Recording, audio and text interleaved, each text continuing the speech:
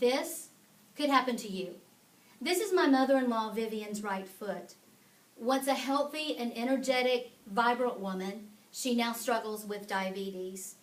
Because of a lack of exercise and a poor diet, her health continues to decline. About a year ago, she lost her smallest toe, and then several months later, her second toe had to be removed. Circulation has been affected because of this disease, and as you can see by this photo, she is still struggling to keep her foot. But because she's confined to a wheelchair, the chances of that happening are slim.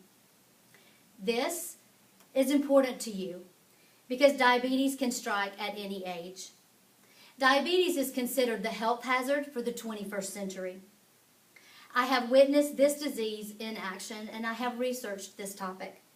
Today I'm going to explain to you a little bit about the diabetes epidemic, how to prevent and maintain this disease, and the future of diabetes. There are a number of factors that contribute to diabetes. And one of those, people believe that eating a lot of sweets is why you develop diabetes. Well, that is just a misconception. Someone being seriously overweight is the largest cause of diabetes today. Obesity is on the upswing among our children and adults in America.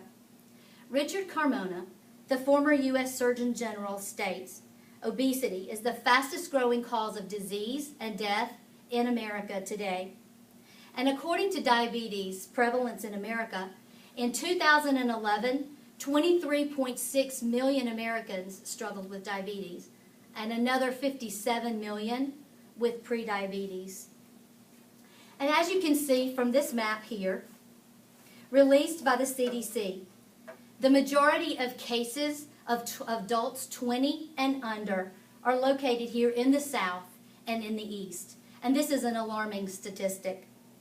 Obesity increases your chances of developing one of two types of diabetes. Type 1 is insulin dependent, once called juvenile diabetes. It is where the pancreas, located here above the large intestine, can no longer produce insulin.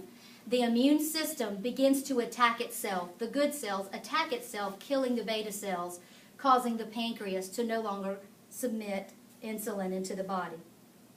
Type 2 diabetes is the most common form of diabetes today. The pancreas can release the insulin, but the cells within the body cannot absorb it properly.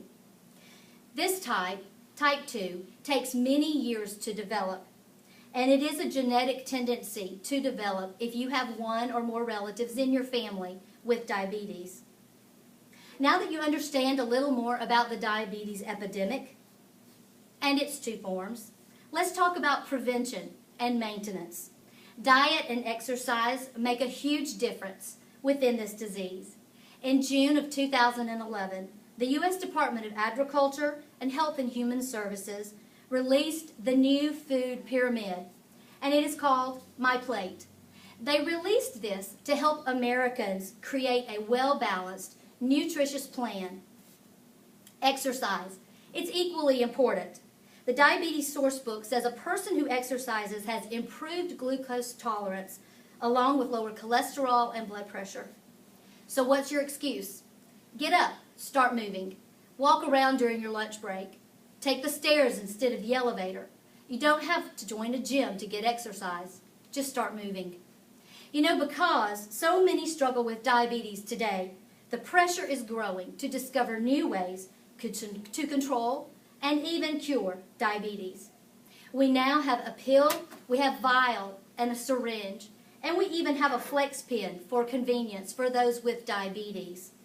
But researchers are looking for new ways. One of those new ways is stem cell research, where they take the immature cells and develop them in the laboratory to mature cells, the mature beta cells, so that the pancreas can create insulin.